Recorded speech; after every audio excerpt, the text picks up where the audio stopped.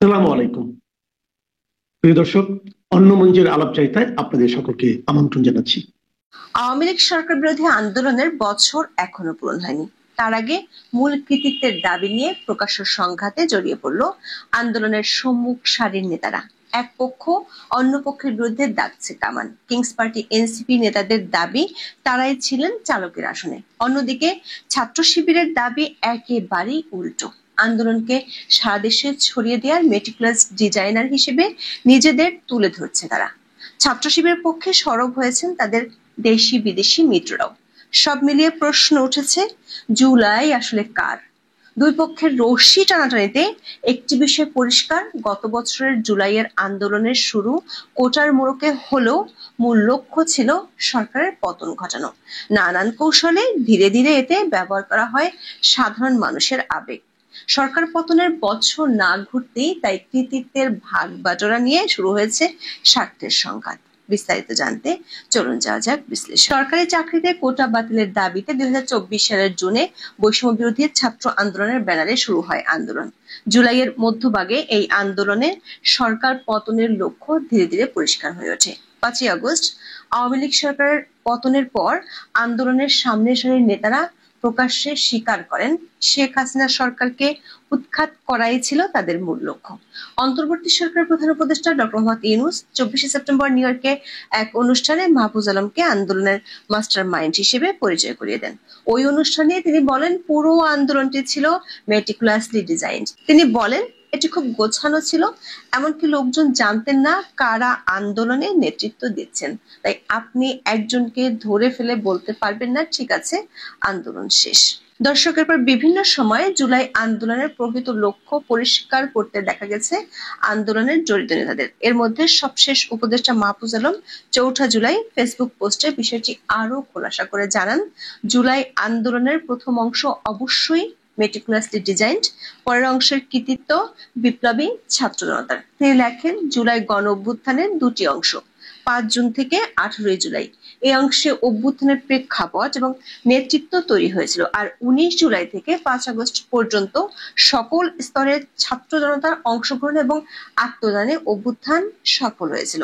প্রথম অংশ অবশ্যই মেটিকুলাসলি ডিজাইনড, পরের অংশের কৃতিত্ব বিপ্লবী ছাত্র জনতার। দর্শকের পরিকল্পিত আন্দোলনের প্রাণভোমরা কারা ছিলেন সেটি নিয়ে সাম্প্রতিক মাসগুলোতে ছাত্র শিবির ও কিংস পার্টি এনসিপির মধ্যে মৃদু সংঘাত আমরা লক্ষ্য করেছি। আন্দোলনে শিবিরের গুরুত্বপূর্ণ ভূমিকা গত বছর পর্যন্ত দিল খোলাভাবেই স্বীকার করেছেন এখনকার এনসিপির নেতারা। এমনকি বর্তমানে এনসিপির উত্তরাঞ্চলের মুখ্য সংগঠক সার্জিস আলম গত ডিসেম্বরে ছাত্র শিবিরের ভূমিকার উচ্ছ্বসিত প্রশংসাও করেন। শিবিরের সদস্য সম্মেলনে তিনি বলেন, কেউ কোনোদিন কোনো সত্যকে চেপে রাখতে পারে না, সত্য প্রকাশিত হওয়ার শুধু সময়ের অপেক্ষা। এর আগে 8 ডিসেম্বর জাতীয় জাদুঘরে ছাত্র শিবিরের একটি প্রদর্শনীতে গিয়ে শিবিরের ভূয়সী প্রশংসা করেন তখনকার বৈষম্য বিরোধী ছাত্র আন্দোলন আহ্বায়ক হাসনাত আব্দুল্লাহ, সমন্বয়ক আব্দুল কাদের, আবু বাকের মজুমদার, হাসিব আল ইসলাম সহ আরো কয়েকজন। তবে এরপর জুলাই আন্দোলনে ছাত্র শিবিরের নেতৃত্বস্থানীয় ভূমিকা ধীরে ধীরে যত প্রকাশ্য হতে থাকে তত টানাপোড়েন তৈরি হয় এনসিপির সঙ্গে। দর্শক, গত বছরের 30 জুলাই আন্দোলনকারীদের আহ্বানে অগণিত মানুষ তাদের ফেসবুক প্রোফাইল লাল করেছিলেন। এবছরের জুলাইয়ের শুরুতে জানা যায় এ পরিকল্পনাটির নেপথ্যে ছিলেন ছাত্র শিবিরের নেতারা। সে সময়ের ঘটনার বিবরণ দিয়ে ঢাকা বিশ্ববিদ্যালয়ের ছাত্র শিবির সভাপতি এস এম ফরহাদ দাবি করেন এই আইডিয়াটি ছিল তার। দর্শক, ছাত্র শিবিরের সাদিক কায়েম জুলাই আন্দোলনের সামনের সারির নেতাদের মধ্যে সমন্বয় এবং সারা দেশে শিবিরের নেটওয়ার্কের মাধ্যমে আন্দোলন ছড়িয়ে দিতে গুরুত্বপূর্ণ ভূমিকা রাখেন বলে দাবি করেছেন প্রবাসী সাংবাদিক জুলকারনাইন সায়েরও। এ নিয়ে তিনি বেশ কয়েকবার পোস্ট দেন ফেসবুকে। সেই সঙ্গে অতি সম্প্রতি আল জাজিরার একটি বিশেষ প্রতিবেদনও জুলাই আন্দোলনের সংগঠক হিসেবে দেখানো হয় সাদিক কায়েমকে। এ ঘটনার পর থেকে এনসিপির সঙ্গে দূরত্ব আরো বেড়েছে ছাত্র শিবিরের। সংঘাতের আগুনে সবশেষে ঘি ঢালেন এনসিপি প্রধান নাহিদ ইসলাম। জুলাইয়ের শীর্ষ সারি থেকে শিবিরকে মোটামুটি ছেঁটে ফেলতে ফেসবুকে 31 জুলাই দীর্ঘ পোস্ট দেন নাহিদ। লেখেন, সাদিক কায়েম বৈষম্য বিরোধী ছাত্র আন্দোলনের কোনো সমন্বয় কি ছিল না। কিন্তু 5ই আগস্ট থেকে এই পরিচয় সে ব্যবহার করছে। অভ্যুত্থানে শিবিরের গুরুত্বপূর্ণ ভূমিকার কারণে সাদিক কায়েমকে প্রেস ব্রিফিং এ বসার ব্যবস্থা করা হয়। নাহিদ ইসলামের অভিযোগ, সাদিক কায়েমরা অভ্যুত্থান পরবর্তী সময় ঢালাও প্রচারণা করেছে, শিবিরের নেতৃত্বে জুলাইয়ে আন্দোলন হয়েছে এমনটা প্রতিষ্ঠা করতে চেয়েছে। কিন্তু নাহিদ মনে করেন শিবিরের ইনস্ট্রাকশন বা ডিরেকশনে এই আন্দোলন হয়নি, তারা সব পক্ষের সাথে যোগাযোগ করেই সিদ্ধান্ত নিতেন। দর্শক, নাহিদদের প্রাথমিক সংগঠনের গঠন প্রক্রিয়ায় শিবিরের সহায়তা ছিল বলে সম্প্রতি একটি টেলিভিশনের দাবি করেন সাদিক কায়েম, তবে সেটাও মানতে রাজি নন নাহিদ। তিনি লেখেন, শিবির নেতা সাদিক কায়েম সম্প্রতি একটা টকশোতে বলেছেন, ছাত্রশক্তির গঠন প্রক্রিয়ায় শিবির যুক্ত ছিল, শিবিরের ইনস্ট্রাকশনে আমরা কাজ করতাম, এটা মিথ্যাচার। গুরুবার আড্ডা পাঠচক্রের সাথে জড়িত একটা অংশ এবং ঢাবি ছাত্র অধিকার থেকে পদত্যাগ করা একটা অংশ মিলে ছাত্রশক্তি গঠিত হয়, সাথে জাবির একটা স্টাডি সার্কেলে যুক্ত হয়। সাংবাদিক জুলকারনাইনের উপর তীব্র ক্ষোভ চেপে রাখতে পারেননি নাহিদ ইসলাম। ফেসবুকে তিনি স্যারের বিরুদ্ধে সামরিক কূ ঘটনার চেষ্টার মতো গুরুতর অভিযোগ তুলেছেন। নাহিদ লেখেন, 2রা আগস্ট 2024 রাতে জুলকারনাইন স্যারেরা একটা আর্মি কূ করে সামরিক বাহিনীর এক অংশের হাতে ক্ষমতা দিতে চেয়েছিল। এই উদ্দেশ্যে পতিত সেফ হাউসে থাকা ছাত্র সমন্বয়কদের চাপ প্রয়োগ করা হয়, থ্রেট করা হয়, যাতে সে রাতে ফেসবুকে তারা সরকার পতনের এক দফা ঘোষণা করে আর আমাদের সাথে যাতে আর কোনো যোগাযোগ না রাখে। নাহিদ আরো লেখেন, সায়ের গং 5ই আগস্টের পর বারবার চেষ্টা করেছে আমাদের বিরুদ্ধে পাল্টা নেতৃত্ব দাঁড় করাতে, সেক্ষেত্রে সাদিক কায়েমদের ব্যবহার করেছে এবং তারা ব্যবহৃতও হয়েছে। সায়েরগংদের এ চেষ্টা অব্যাহত আছে। কল রেকর্ড ফাঁস, সার্ভিলেন্স, চরিত্র হরণ, অপপ্রচার, প্রোপাগান্ডা, হেন কোনো কাজ নাই যা হচ্ছে না। বাংলাদেশের সিটিং মন্ত্রীদের বিরুদ্ধে যত অপপ্রচার হচ্ছে এদেশের ইতিহাসে এরকম কখনো হইছে কিনা জানা নেই, কিন্তু মিথ্যার উপর দিয়ে বেশি দিন টেকা যায় না, এরাও টিকবে না। দর্শক, নাহিদের এই পোস্টার পরপরই পাল্টা জবাব দিয়েছেন জুলকারনাইন। তার অভিযোগ, সম্প্রতি সাবেক এক এমপির বাসায় চাঁদা নিতে গিয়ে আব্দুর রাজ্জাক রিয়াদের গ্রেপ্তার হওয়ার ঘটনায় ক্ষুব্ধ নাহিদ। তিনি লেখেন, নাহিদ ইসলাম, আপনার অবগতির জন্য জানাচ্ছি, আমি বৈষম্য বিরোধী চাঁদাবাজ রিয়াদকে কোনো রকমের সার্ভাইলেন্সে রাখি নাই, আর সে চাঁদা আনতে গিয়ে যে সিসি ক্যামেরায় ধরা পড়েছে সেটা লাগানোতেও আমার কোনো ভূমিকা নাই। রিয়াদ যে আপনার শেল্টারে ছিল সেটা আমি জানতাম, পরে জানতে পারলাম আপনার ও আপনার বাবার সাথে তার ঘনিষ্ঠতার কথা। আপনি আমার উপর ক্ষেপে গেছেন কারণ আপনাকে মিথ্যা তথ্য দেওয়া হয়েছে যে রিয়াদকে ধরিয়ে দিতে সবচেয়ে বড় ভূমিকা নাকি আমার। জুলাই আন্দোলনের ছাত্র শিবিরের শীর্ষস্থানীয় ভূমিকা জানাতে গিয়ে কিছু প্রশ্ন উঠলেন জুলকারনাইন। তিনি লেখেন, বিপ্লবের আগে ছাত্রশক্তির ঢাবিতে লোকবল কত ছিল? দেশের অন্য কোন কোন বিশ্ববিদ্যালয়ে তাদের কমিটি ছিল? বিভিন্ন বিশ্ববিদ্যালয়ের সমন্বয়কদের নাহিদ ইসলাম 5ই আগস্টের পূর্বে চিনত কিনা? কেবলমাত্র ছাত্র শক্তির বিপ্লব সংগঠিত করার মতো সাংগঠনিক কাঠামো ছিল কিনা? গুটি কয়েক সাংবাদিক, মানবাধিকার কর্মী না জানালে সাদেক কায়েমের অবদানের কথা নাহিদ ইসলামরা জাতিকে জানাতেন কিনা?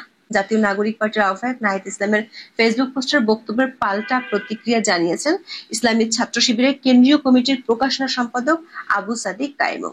ইতিহাস বিকৃতির চেষ্টা হচ্ছে অভিযোগ করে তিনি বলেন, জুলাই আন্দোলনে আমার ভূমিকাকে খাটো করার অপচেষ্টা খুবই দুঃখজনক নয়, বরং তা আন্দোলনের সৎ ইতিহাস রচনায় বড় অন্তরায় হয়ে দাঁড়াতে পারে। দর্শক, এই সংঘাতে নাহিদের বক্তব্যের বিরুদ্ধে ছাত্র শিবিরের মিত্ররাও সরব হয়েছেন, তুলে ধরেছেন বিভিন্ন অভিযোগ। এমনকি আন্দোলনের অন্যতম নেতা মোহাম্মদ ইশরাক 2017 সালে মাহফুজ আব্দুল্লাহর একটি ফেসবুক পোস্টের একটি ছবি শেয়ার করেছেন। ওই পোস্টে দেখা যায় শেখ হাসিনার ছবি দিয়ে তাকে লক্ষ্মীপুরে স্বাগত জানিয়েছিলেন মাহফুজ। ছাত্র শিবির ও এনসিপির এমন কৃতিত্ব আদায়ের সংঘাতে টালমাটাল সোশ্যাল মিডিয়া। প্রশ্ন উঠেছে, হঠাৎ করে এমন সংঘাত কেন? জুলাই আন্দোলনের ভাগ বাটোয়ারায় কে পিছিয়ে পড়েছে, কে এগিয়ে যাচ্ছে সামনে? ক্ষমতা আর কর্তৃত্বের জালে আটকে পড়া জুলাইয়ের কি অপমৃত্যু ঘটেছে 1 বছরেই? তবে অনেকেই মনে করছেন জুলাই সনদ আর জুলাই ঘোষণাকে সামনে রেখে এটি আবার নতুন কোনো নাটক নয়। তো এখন এ পর্যন্ত। আসসালামু আলাইকুম। কি ঘটতে যাচ্ছে আগামী 5-6 দিনের মধ্যে? এমন প্রশ্নে আতঙ্কের প্রতিধ্বনি খোদ প্রধান উপদেষ্টার প্রেস সচিব মিস্টার শফিকুল আলমের কণ্ঠে।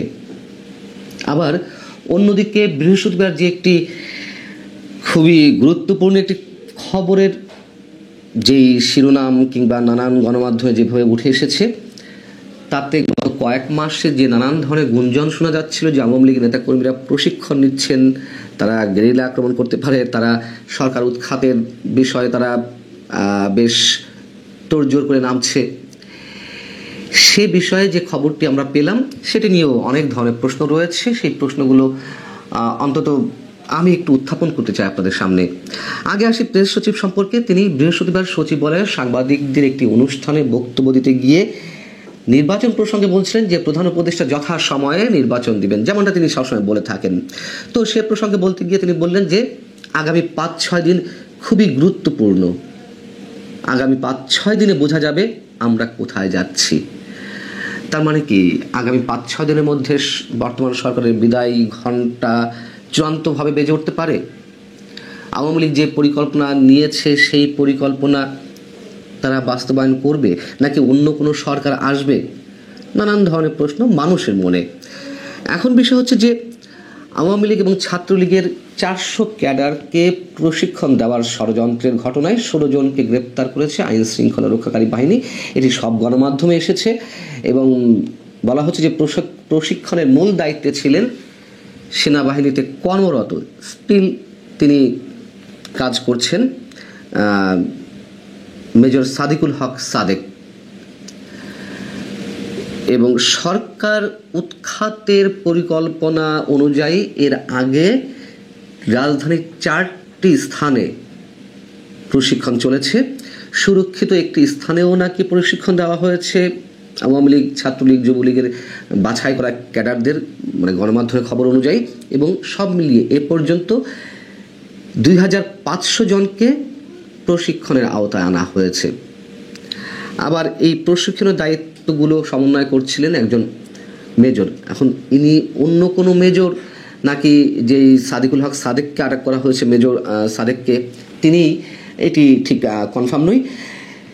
এবং এই বিষয়টিতে সার্বিক সহযোগিতা করছিল নাকি যুবলীগ, আওয়ামী লীগের বেশ কয়েকজন নেতা।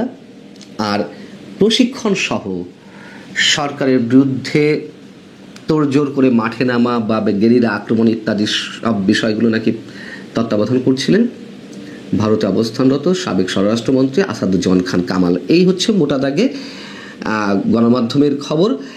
এবং বিষয়টি তখনই গুরুত্বপূর্ণ হয়ে উঠেছে যখন কিনা মেজর সাদেককে হেফাজতে নিয়েছে সেনাবাহিনী। একই সঙ্গে তাকে জিজ্ঞাসাবাদও করা হচ্ছে। এই তথ্যটি স্বীকার করে নিয়েছেন বা নিজের মুখে বলেছেন সেনা সদরের মিলিটারি অপারেশনস পরিদপ্তরের পরিচালক ব্রিগেডিয়ার জেনারেল মোহাম্মদ নাজিমুদ্দৌলা। ঢাকা সেনানিবাস অফিসার্স মেসে একটি সংবাদ সম্মেলন ছিল বৃহস্পতিবার, সেখানে তিনি এই বিষয়ে কথা বলেছেন। তিনি যা বলেছেন তা হচ্ছে এরকম যে মেজর সাদিকের বিষয়টি আমাদের নজরে এসেছে, যদিও বিষয়টি তদন্তাধীন রয়েছে, তারপরেও আমি বলবো এরকম একটা ঘটনার কথা জানার পরে সেনাবাহিনী তাকে হেফাজতে নিয়েছে, তার বিষয়ে তদন্ত চলমান রয়েছে।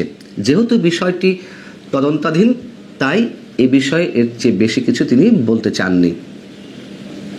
শুরুতেই যে কথা বলছিলাম যে এই যে প্রশিক্ষণের বিষয়টি নিয়ে, সেটি নিয়ে খুবই গুরুতর অনেকগুলো প্রশ্ন উঠতে পারে। প্রথম প্রশ্ন হচ্ছে যে আমি বলছি না যে এগুলো একেবারে গুজব বা গুঞ্জন আকারে একেবারে উড়িয়েও দিচ্ছি না, আবার সত্যতা কতখানি সেটি নিয়েও প্রশ্ন উঠতে পারে। প্রথম প্রশ্ন হচ্ছে যে সেনাবাহিনীতে কর্মরত একজন মেজর পদের একজন ব্যক্তিকেই কেন প্রশিক্ষণ দিতে হচ্ছিল? মানে এর চেয়ে আরও ভয়ঙ্কর কোনো প্রশিক্ষণ, গেরিলা আক্রমণের জন্য প্রশিক্ষণ, ট্রেনিং, এগুলো কি দেওয়ার মতন সাবেক কোনো সেনা কর্মকর্তা নেই বা অন্য কোনো ব্যক্তি নেই যে চাকরিতে থাকা অবস্থাতেই একজন মেজর গোপনে আওয়ামী লীগের নেতাকর্মীদের গেরিলা আক্রমণ শেখাচ্ছেন, কীভাবে করতে হয় না করতে হয়? এটি খুবই যৌক্তিক একটি প্রশ্ন আমার মনে হয়। এবং এর সাথে আরও যেই প্রশ্নগুলো উঠতে পারে, এই যে 16 জনকে আটক করা হলো, এমনি 5 আগস্ট অভ্যুত্থানের 1 বছর পূর্তি উপলক্ষে সরকার নানান ধরনের চাপে রয়েছে, এক ধরনের আতঙ্কে রয়েছে। আওয়ামী লীগ কী করে না করে তার নানান ধরনের লক্ষণ আমরা দেখেছি তাদের বিভিন্ন কর্মকাণ্ডে, এবং পুলিশের পক্ষ থেকেও 11 দিন কড়া নিরাপত্তা ব্যবস্থা বজায় রাখার জন্য নানান পর্যায়ে নির্দেশনা দেওয়া হয়েছে, সেটিও আমরা জানি। তাহলে সেই জায়গা থেকে যদি প্রশ্ন করি, এর আগে যত ধরনের অভিযান হয়েছে, ডেভিল হান্ট থেকে শুরু করে, অপারেশন ডেভিল হান্ট থেকে শুরু করে আরও নানান ধরনের অভিযান, চোর ছাত্রদের বিরুদ্ধে, সন্ত্রাসের বিরুদ্ধে, চাঁদাবাজদের বিরুদ্ধে সব জায়গায় আটক হয়েছে আওয়ামী লীগ নেতাকর্মী। এতে কেউ সেই ধরনের কোনো উপলক্ষ আওয়ামী লীগ নেতাকর্মীদের ঢালাওভাবে আটকের? এবং যেটি জানা গেছে গণমাধ্যমে, যে বসুন্ধরা গ্রুপের মধ্যে কোনো নির্জন কোনো স্থানে বা সুরক্ষিত কোনো স্থানেও নাকি প্রশিক্ষণ দেওয়া হচ্ছিল। বিষয় হচ্ছে যে বসুন্ধরা গ্রুপের যে কয়েকটি গণমাধ্যম রয়েছে, বাংলাদেশ প্রতিদিন, Kaler Kantho, news 24 Bangla, news24.com, Daily Sun ইত্যাদি ইত্যাদি, এই গণমাধ্যমগুলোতে আমরা দেখছি সাম্প্রতিক সময়ে মুক্তিযুদ্ধের পক্ষে অবস্থান নিয়ে নানান ধরনের খবর প্রকাশিত হচ্ছে, এবং সেগুলো আবার খুব স্বাভাবিকভাবে সরকারের বিরুদ্ধে যাচ্ছে। আবার নির্বাচন নিয়েও নানান ধরনের বক্তব্য, অনেকের বেশ কড়া কড়া মন্তব্য তাদের সেখানে ফটোকার্ড করে প্রকাশ করা হচ্ছে। এইগুলো সরকার পক্ষের যারা, তারা আবার ভালো চোখে নিচ্ছিল না।